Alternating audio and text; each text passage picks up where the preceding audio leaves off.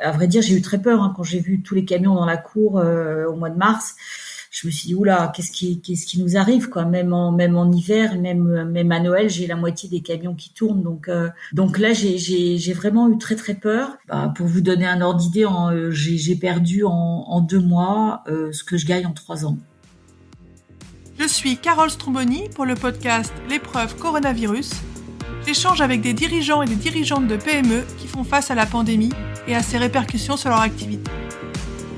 Dans cet épisode, j'échange avec Elisabeth Grenin, que j'avais interviewée pour mon livre Innover en pratique, qui est sorti chez Erol cette année pour accompagner les PME dans l'innovation. Pour ce guide pratique, j'avais voulu des témoignages les plus divers possibles, de façon à représenter le maximum de la diversité en France sur ces sujets de PME. Elisabeth, je l'avais identifiée car elle est présidente MEDEF dans la Nièvre, donc elle a vu un petit peu de presse. C'était pas évident d'identifier des femmes dirigeantes de PME sur les médias. Et elle est PDG de la société de transport Daniel Grenin SAS depuis 1998, donc elle a beaucoup d'expérience. Elisabeth est aussi sensible à la cause animale. Et quand je l'avais interviewée, j'avais vraiment été impressionnée par son travail dans tout ce qui est innovation collaborative. Voilà, beaucoup d'entraide dans son domaine, dans sa région, entre elle et d'autres responsables dirigeants de transport routier pour mutualiser par exemple des recrutements, pour s'entraider. C'était vraiment intéressant parce que c'est l'aspect culture de l'innovation, culture d'entraide, culture collaborative, dont on parle un peu de façon théorique, mais là j'avais vu vraiment incarné sur le territoire, sur des sujets vraiment concrets, essentiels pour ces PME, dans un domaine qui a été très touché par le Covid évidemment, et donc elle va pouvoir nous en parler. Je vous laisse la découvrir. Je m'appelle Elisabeth Grenin. Voilà, je dirige l'entreprise qui s'appelle Daniel Grenin SAS. Et donc, comme vous pouvez le comprendre, une entreprise familiale dans le transport de marchandises depuis 1962. On est une petite cinquantaine, enfin voilà, aux alentours de 40 collaborateurs, avec essentiellement des conducteurs routiers. Donc des conducteurs routiers grande distance. Alors quand on dit grande distance, pour ceux qui connaissent pas, c'est on fait toute la France, voire un petit peu d'international, Belgique, Allemagne, voilà. Et puis sinon des courtes distances. Donc les courtes distances, c'est plus sur la région, Bourgogne-Franche-Comté, le Cher. Et puis des conducteurs locaux, voilà, qui travaillent pour la Poste. Voilà, on est sous-traitant de la Poste. Quoi vous dire sur l'historique? J'ai repris l'entreprise derrière mon papa, qu'il avait reprise lui-même de son papa. À l'époque, on a commencé avec des chevaux. Des vrais chevaux, voilà, on transportait essentiellement du charbon, des spiritueux, avec des chevaux, et puis après on s'est mis au cheval moteur, enfin voilà. Et donc mon papa a acheté le premier camion, et aujourd'hui on en est à une petite quarantaine de camions aussi. Voilà, on transporte toute marchandise, sauf du frigo, parce qu'on n'est pas forcément une région spécialiste, voilà, de produits laitiers ou de produits fruitiers. Donc nous, on est plutôt tourné sur l'industrie, et donc on fait pas de frigo et pas de marchandises, ce qu'on appelle vrac. On n'a pas de benne. Voilà, ce sont des gros camions que vous croisez tous les jours sur les routes, dans lesquels on met des masses ou des palettes. On va rentrer dans le vif du sujet, c'est plutôt de s'intéresser à comment ça s'est passé avec le confinement et après comment vous vivez justement ce déconfinement, comment vous avez été impacté, votre entreprise, ça c'est un peu l'idée. Et qu'est-ce que vous avez fait pour innover en fait, pour réussir à rester à flot, si vous avez réussi à le faire évidemment, parce que votre métier est dans un secteur pas évident à digitaliser. Du coup, est-ce que Elisabeth, vous pourriez juste me décrire peut-être en reprenant la chronologie, voilà, comment vous l'avez vécu ce début de confinement, si c'est pas trop éloigné dans votre mémoire. C'est pas du tout éloigné, et c'est un scénario, comment je dirais, un scénario catastrophe. C'est-à-dire qu'une fois le confinement annoncé par notre président, donc nous on avait des camions, le lendemain on avait des camions sur toute la France, voilà. Et au fur et à mesure des déchargements, ou au fur et à mesure des coups de fil avec nos clients, en fait, toutes les usines, toutes les entreprises fermaient, les unes après les autres. Et voilà, on avait l'impression qu'il y avait des pans, un peu comme dans un film fantastique où vous avez des pans de murs qui s'affaissent les uns après les autres. Là, c'était pareil. Donc, notre première réaction, c'était de dire, il faut absolument qu'on arrive à vider nos camions de façon à pas garder de marchandises. Voilà, si on était au Havre, on n'allait pas revenir avec la marchandise dans le département 58 pour la stocker X temps parce qu'on n'avait aucune visibilité. Donc, on a dit dans un premier temps, il faut absolument que tous nos camions soient vidés, soient déchargés. Et puis après, priorité rapatrier nos conducteurs parce que on voyait bien qu'on n'allait pas arriver à trouver de ce qu'on appelle de marchandises retour, enfin de chargement retour pour revenir dans notre belle Nièvre. Donc ça, c'était la première priorité. Parce que moi, j'avais pas mesuré. Pour moi, en fait, quand j'ai entendu le président parler la veille au soir, j'ai compris ceux qui pouvaient travailler allaient travailler sous réserve des mesures barrières, enfin qu'on connaissait pas trop à l'époque. Mais je veux dire, voilà, moi le discours c'était dans la mesure où vous pouvez travailler, vous travaillez. Et si vous ne pouvez pas, vous restez chez vous. Et si vous pouvez travailler par télétravail, vous travaillez par télétravail. Donc moi, j'ai pas mesuré l'impact que ça allait avoir dans un premier temps. Et c'est quand vraiment le lendemain à 14h, quand on a fait le point de toutes les usines, de toutes les entreprises qui fermaient, de tous nos clients qui nous appelaient en disant non, nous on ferme, on sait pas trop comment on va s'organiser, tout ça.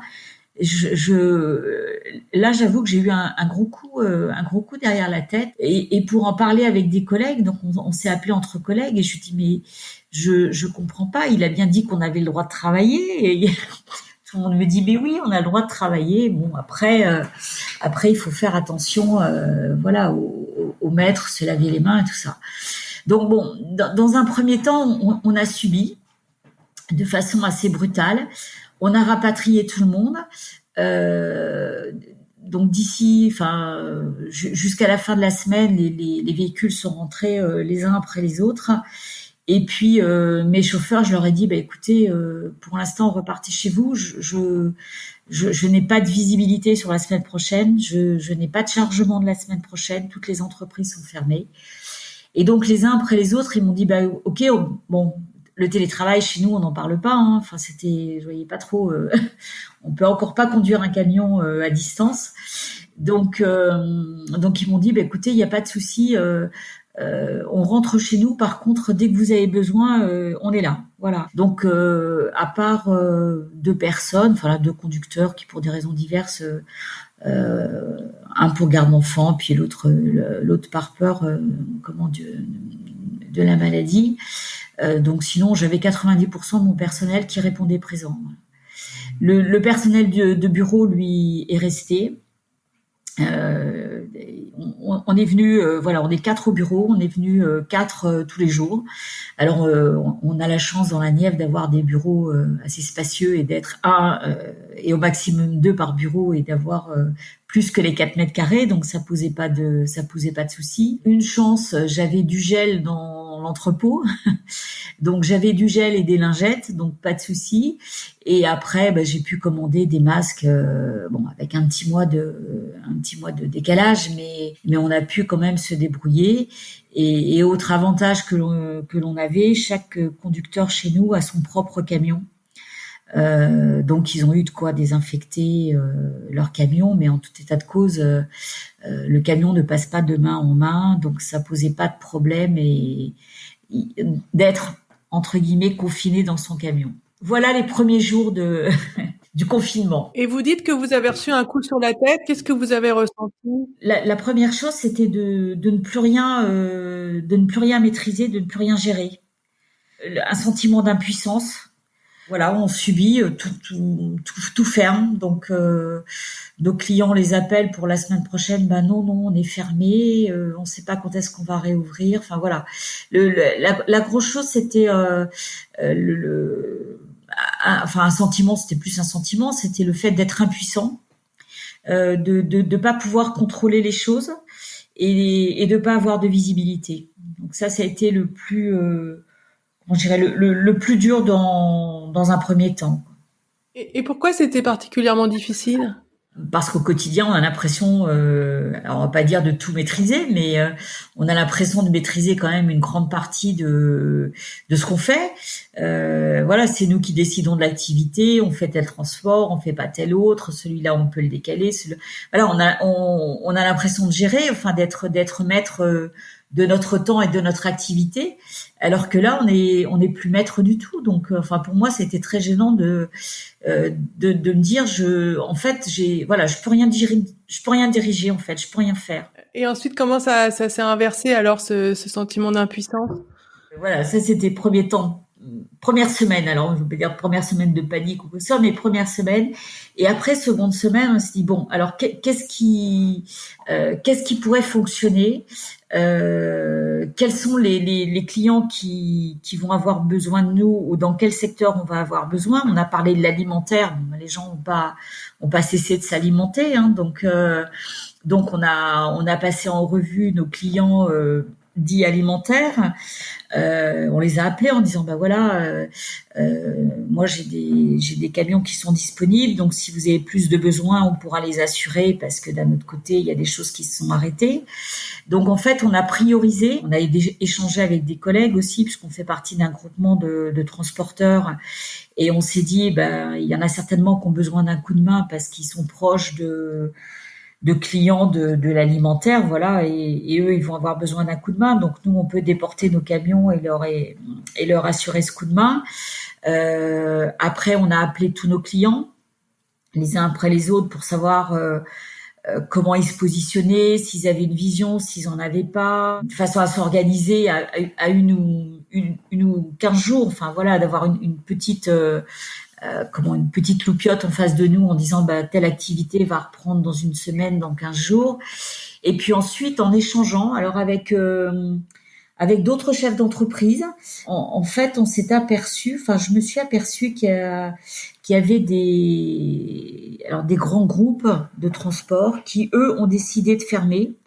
Alors pour X raisons, enfin voilà, de ne pas assurer les transports.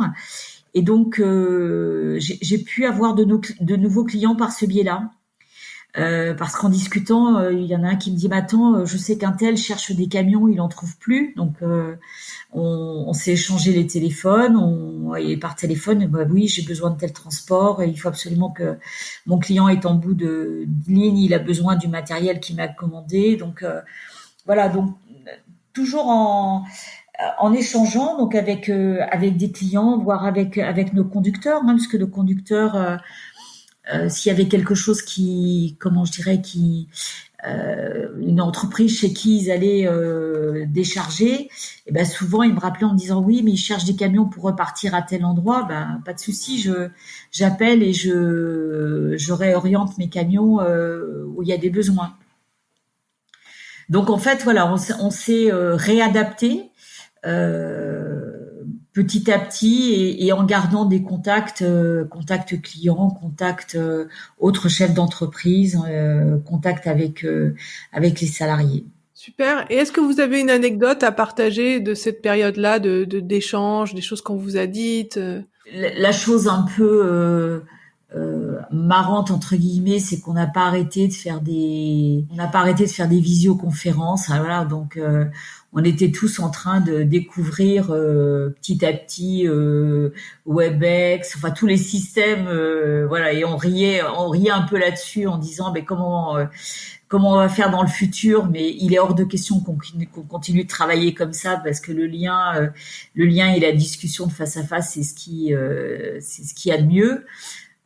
Voilà, donc entre chefs d'entreprise, entre guillemets, on rigolait un peu de ce côté un peu décalé. En plus, dans le transport, alors certainement dans d'autres domaines aussi, mais voilà, on aime bien la proximité, on aime bien se voir, on aime bien manger, on aime bien discuter ensemble, voilà. Et là, tout d'un coup, on était tous dans nos entreprises. Chacun de son côté, à faire des choses qu'on n'avait pas le temps de faire, qu'on mettait toujours au lendemain. Donc, on échangeait, voilà, qu'est-ce que tu as fait aujourd'hui, toi? Moi, ça fait 6 mois que je devais faire ça. J'ai enfin trouvé le temps de le faire.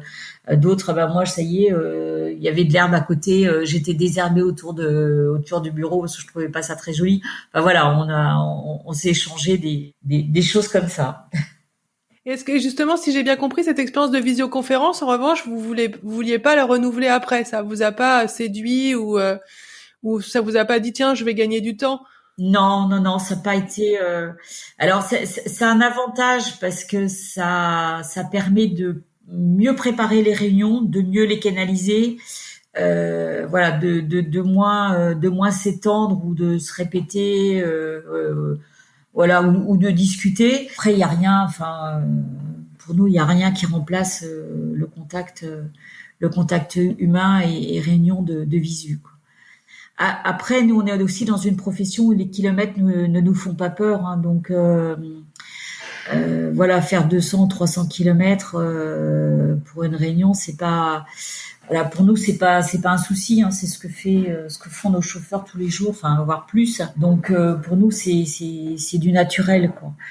Donc on n'a qu'une hâte, c'est de se retrouver et voilà, et d'échanger de visu. Après, c'est un côté pratique qu'on ne nie pas, hein. C'est vrai que pour résoudre un problème ponctuel ou pour discuter d'un sujet vraiment très ciblé, il y a un côté pratique qui va certainement, enfin qu'on va certainement garder. Ça, c'est indéniable. Par contre, ça ne remplacera pas nos bonnes vieilles réunions où on échange sur nos bonnes pratiques et sur nos façons de faire et sur nos problèmes au quotidien. Voilà. Et du coup, quand vous vous dites on fait 200, 300 kilomètres, c'est vous qui conduisez 200, 300 kilomètres pour des réunions dans votre voiture ou vous avez votre propre camion? Comment ça se passe quand vous allez Non, non, non, j'ai ma propre voiture. Non, non, je vais en voiture.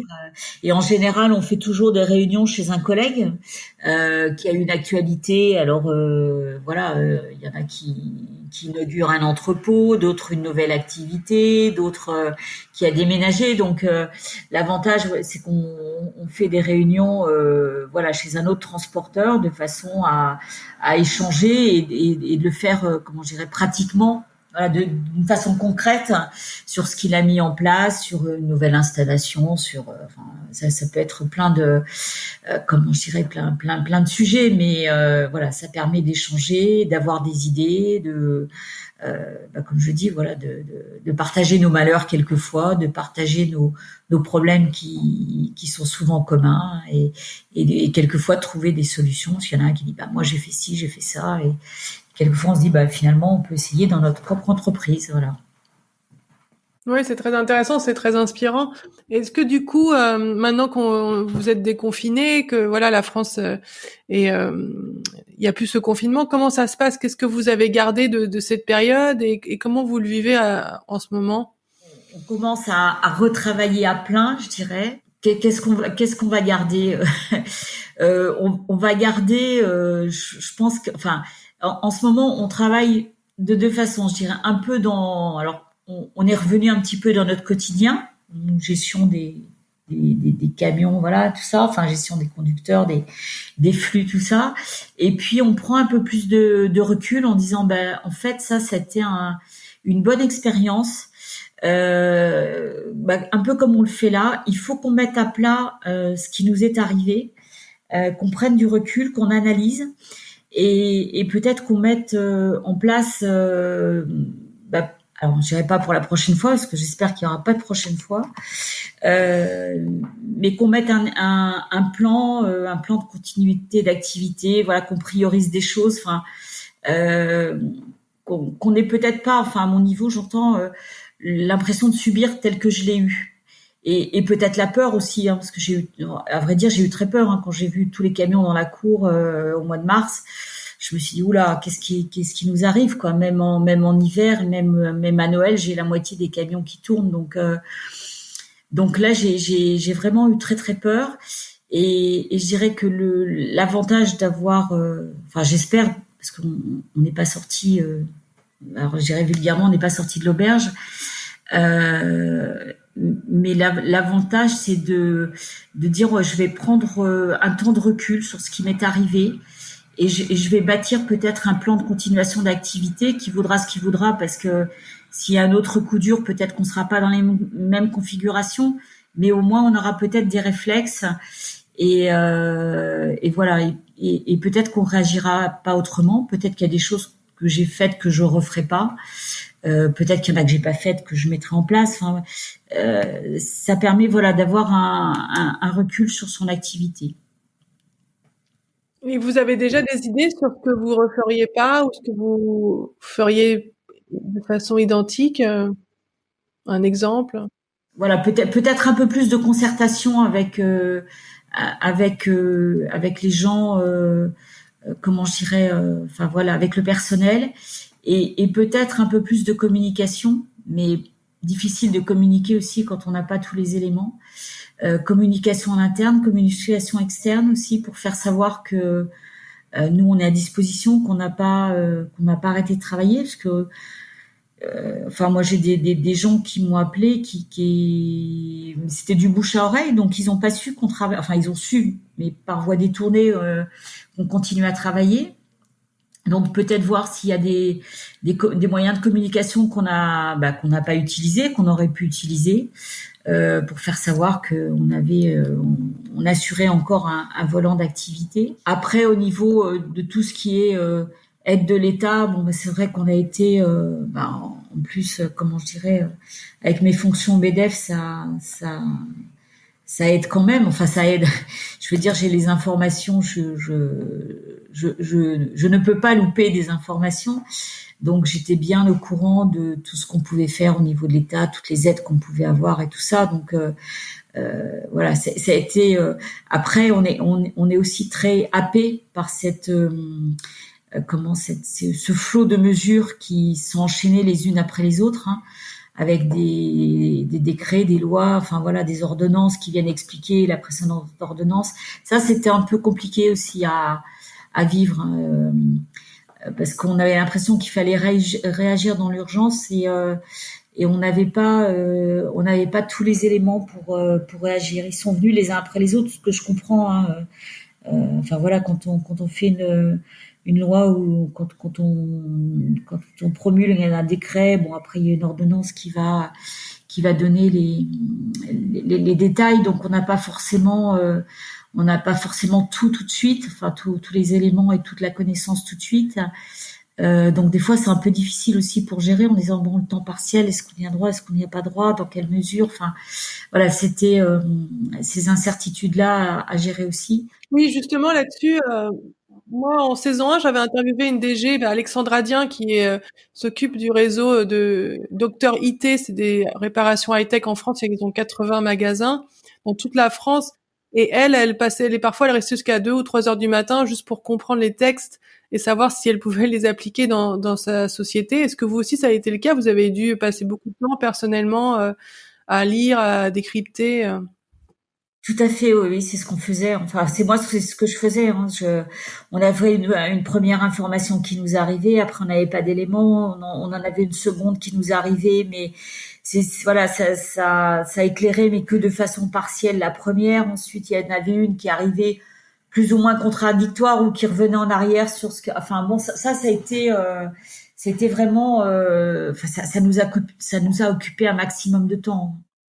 Nous, par exemple, l'indemnisation du temps partiel pour les conducteurs routiers, ça a été un grand moment pour savoir à quelle hauteur enfin, quel est le nombre d'heures qu'on devait indemniser, parce que nos routiers sont pas à 35 heures. Donc, 35 heures, c'est l'équivalent des 152 heures.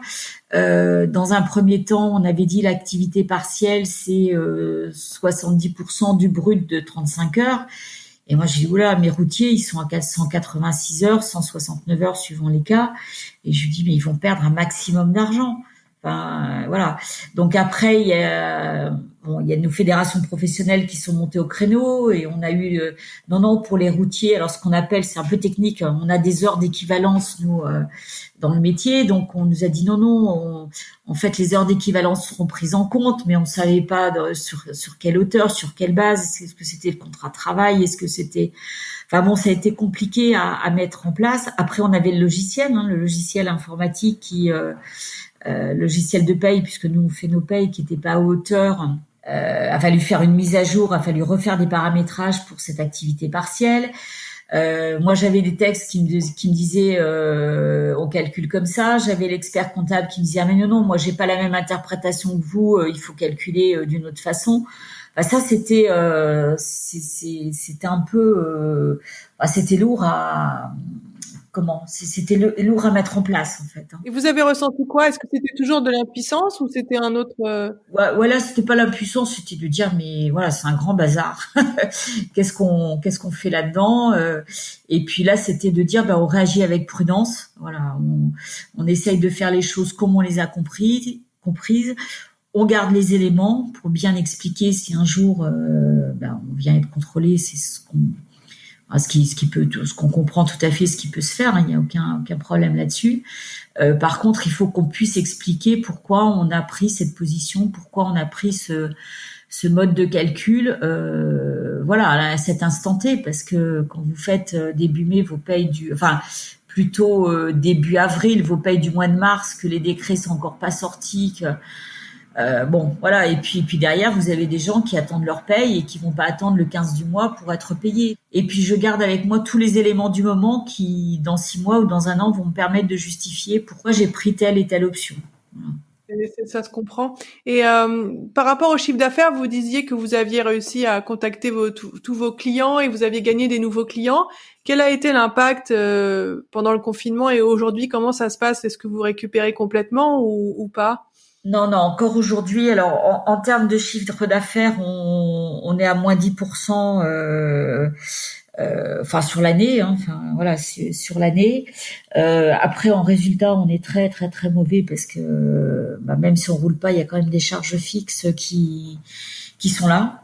Donc, même si on reporte certaines charges, et puis reporter, c'est que, pour moi, c'est simplement déplacer le problème dans le temps, mais c'est pas le résoudre.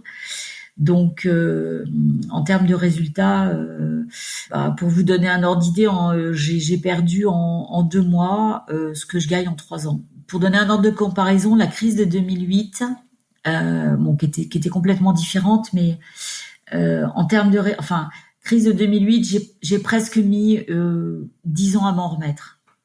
J'ai mis 8 ans sûrs. Au bout de 8 ans, j'ai commencé à retravailler sereinement, à faire des choses, à prévoir des investissements non utiles, non urgents, non utiles, on va dire. Des investissements de confort, j'allais dire. Au bout de 8 ans. Et là, je me dis, j'espère que je suis pas repartie pour 8 ans parce que c'est complètement décourageant. C'est complètement décourageant parce qu'on est déjà dans le transport, on n'a pas des marges extraordinaires, on a des marges de 2%, 2-3%, suivant. Je parle du transport de marchandises général. Hein, il y en a qui sont sur des niches, mais sinon notre marge normale, on va dire, c'est du 2-3%. Et quand on voit la vitesse à laquelle on perd de l'argent et la vitesse à laquelle on en gagne, on peut avoir quelquefois des petites pointes de découragement. Oui, peut-être aussi un peu de peur pour la suite, si c'est quand même très significatif ce que vous venez de dire. Alors j'ai moins peur qu'en 2008 parce qu'en fait, je dirais que l'État, l'État a pris conscience du problème et de nos difficultés très vite, et on a été aidé. On est d'accord, c'est du report de charges, comme je le disais, mais on est aidé très vite. On a le prêt. Moi, j'ai actionné, on va dire, pas tous les dispositifs, mais j'ai actionné l'activité partielle, j'ai actionné le report de charges, j'ai actionné le prêt garanti par l'État. Maintenant, ce que je disais, et on échangeait avec nos collègues, on disait ça c'est du report de charge, ça ne fait que déplacer le problème dans le temps.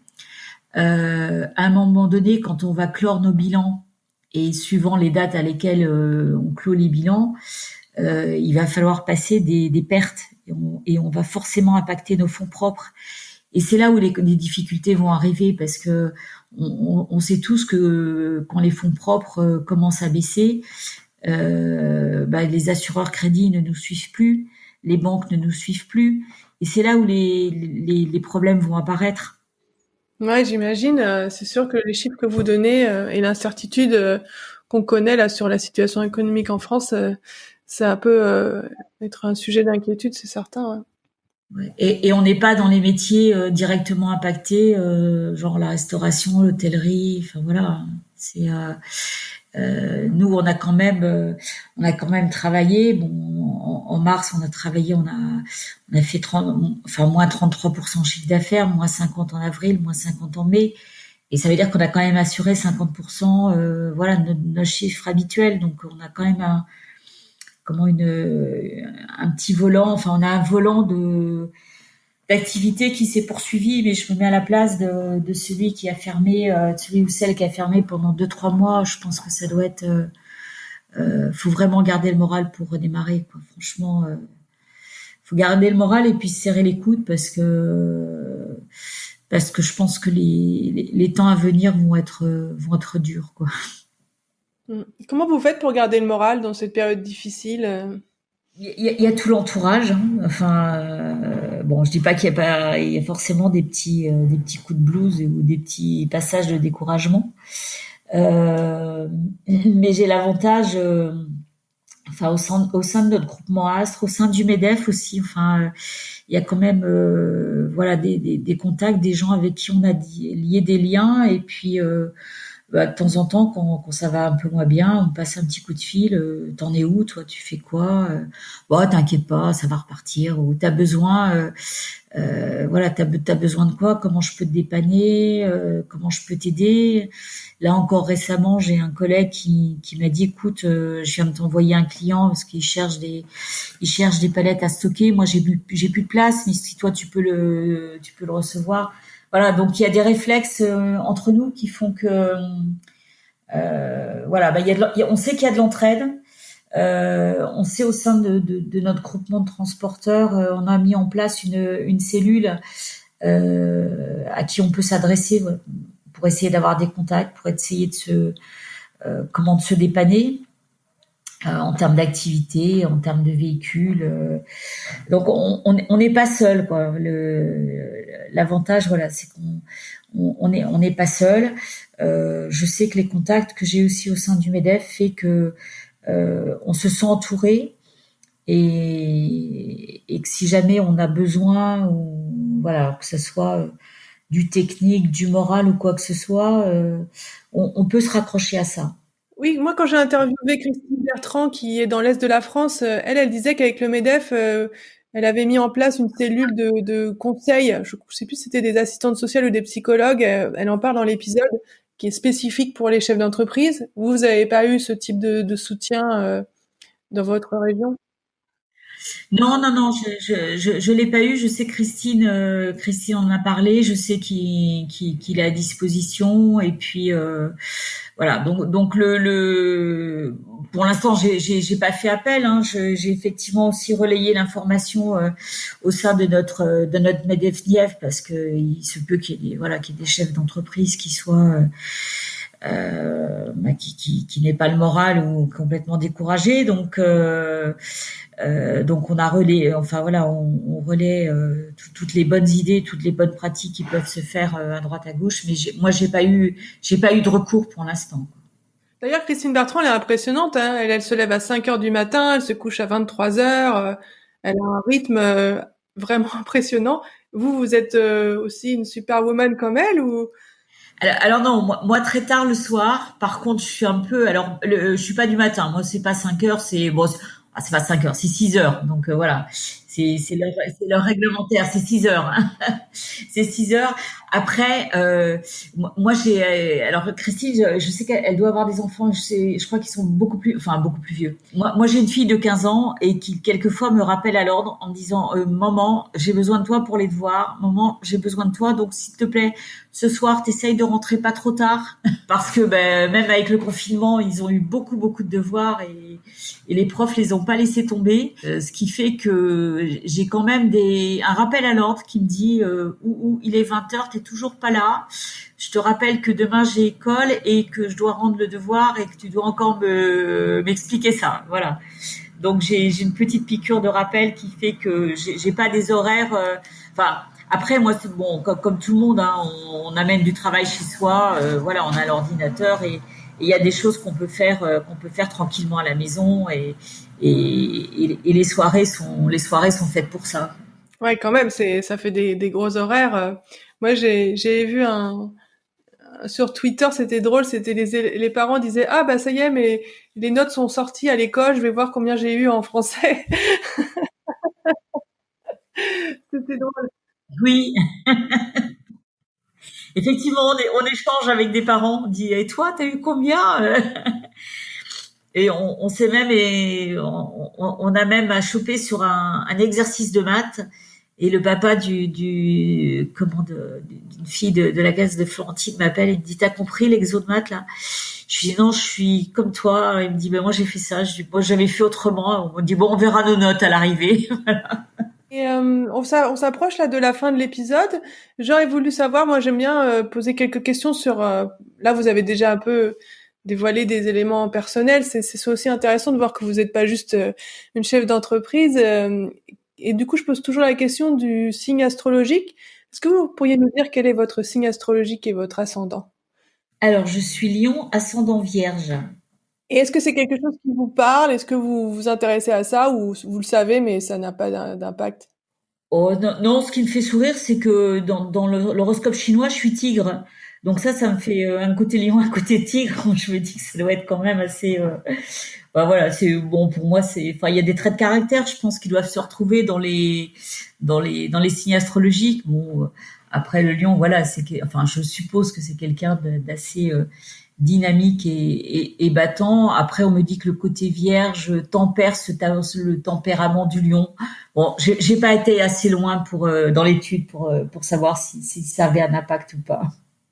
D'accord. En tout cas, il y a beaucoup d'acteurs et d'actrices qui sont lions. Il y a un côté un peu, ouais, c'est une autre carrière potentielle. Et aussi, bon, l'énéagramme et le MBTI, je le demande aussi, mais je crois que vous ne les connaissez pas. Non, non, non, non, non, je sais pas. Je ne les ai pas. Alors, je sais pas si on dit ça, je ne les ai pas fait. Il n'y a pas de problème, hein, tout le monde les a pas fait. C'est juste intéressant en fait parce que ce qui est le plus intéressant, c'est ce qu'on retient de nous, quoi. Qu'est-ce que ça nous fait ressentir quand on nous dit certaines choses de nous-mêmes.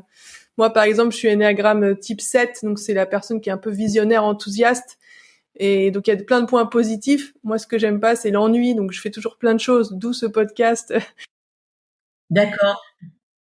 Visionnaire, ça va avec le côté innovation, ça c'est bon. Oui, exactement. Ça explique aussi, voilà. Et puis Capricorne, ascendant Sagittaire, c'est aussi, voilà, les bêtes de cornes, ça fonce et tout. Donc, moi, j'aime bien ce que ça dit de moi-même. Et aussi, ça donne des axes aussi d'amélioration pour être une personne plus équilibrée. Parce qu'on a toujours des tendances où on est trop dans l'action, pas assez dans la réflexion, le ressenti, inversement. Donc ça donne aussi, je trouve, un miroir qui peut nous aider dans une démarche de développement personnel. Ouais, ça permet aussi de se corriger, voilà, quand il y a des défauts, quelquefois. Ouais, c'est ça, pour être mieux avec soi-même et puis mieux avec les autres, parce que surtout quand on a des fonctions comme les vôtres, où on pilote et tout, c'est intéressant de le faire. Il y a même des entreprises américaines, elles font passer l'énéagramme, par exemple, à toutes leurs équipes, et comme ça, elles apprennent à mieux communiquer entre elles. Parce que si on le sait de façon théorique, parfois, dans la vraie vie, c'est quand même, il y a des gens avec qui on a quand même du mal à communiquer plus qu'avec d'autres. Et ça, c'est une des clés qui peut permettre de mieux s'entendre. Il y a beaucoup de choses qu'on fait à l'instinct, mais parfois, on a besoin un peu d'outils. Donc, voilà. Et j'aurais voulu vous poser la question, c'est donc, est-ce que vous avez l'impression de vivre une épreuve en tant que personne, en tant que citoyenne, en tant que chef d'entreprise?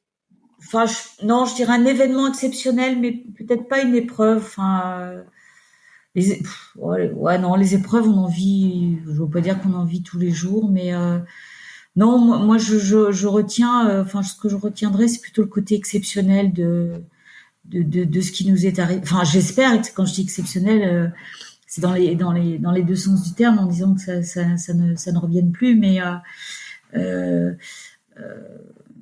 enfin, moi, je l'ai pas, enfin, je l'ai pas senti, je le ressens pas comme une épreuve. Et du coup, qu'est-ce qui en fait un événement exceptionnel si pour vous c'est plus un meilleur terme? Qu'est-ce qui fait que c'est exceptionnel? C'est Ben, c'est le côté nouveau, quelque chose qu'on connaît pas. qui est pas forcément négatif. Hein. Pour moi, dans le côté épreuve, alors peut-être que dans le côté épreuve, j'y vois un côté négatif. Dans le côté exceptionnel, je vois quelque chose qui sort de l'ordinaire, qu'on n'a pas eu de l'habitude, voilà, auquel on n'a pas l'habitude, mais qui est voilà, qui a un côté positif, ou qui va avoir un côté positif. Donc c'est dans ce sens-là où je l'appréhende pas comme une épreuve. Et du coup, quel côté positif? Parce qu'on n'a pas vraiment parlé positif pour l'instant, de point de vue de l'entreprise. Qu'est-ce que vous pensez qui pourrait sortir de positif? Moi, ce qui m'a étonné, c'est le lien avec mon personnel, le contact avec le personnel, le contact avec les autres chefs d'entreprise. Voilà, c'est cette forme d'entraide qu'il y a eu, qui a toujours. Je l'apprenais pas, enfin je la sentais pas aussi forte qu'elle s'est passée en fait. Je la voyais, enfin je voyais pas des liens, je veux pas dire des liens superficiels, mais des liens de travail comme on peut en avoir. Voilà, bon il y a du travail, il y en a pas, enfin bon peu importe, mais alors que là j'ai ressenti une implication de chacun que que dans le quotidien j'avais pas mesuré en fait. Et comme je vous ai déjà interviewé pour mon livre Innovant en pratique qui est sorti chez Erol en janvier 2020, je sais que vous êtes vous innovez parfois même sans le savoir. Est-ce que vous avez eu l'impression pendant ce moment exceptionnel d'innover? Alors là, franchement, non, j'ai pas eu l'impression d'innover. J'ai plutôt, comment je vais dire, l'innovation, elle va peut-être venir maintenant parce qu'on va regarder d'autres façons de travailler, enfin, voilà, d'autres façons d'aborder les clients, de faire enfin, de faire de communication. Euh, mais pendant cette période, c'était plutôt garder nos acquis, enfin voilà, sur quoi on peut se reposer dessus. Donc pour moi, l'innovation, elle a un petit côté, comment je dirais, d'incertitude. Enfin, il y a un petit côté d'incertitude dans l'innovation. Et, et la période passée, alors je dis bien la période passée, hein, la période passée, c'était plutôt de camper sur des certitudes, quoi. Et maintenant, dans le futur, oui, on va on va innover dans le futur. On va imaginer, enfin, on va essayer d'imaginer des façons de travailler, des façons de se border, des façons, voilà, des façons d'avoir du recul sur notre activité qu'on n'a pas forcément.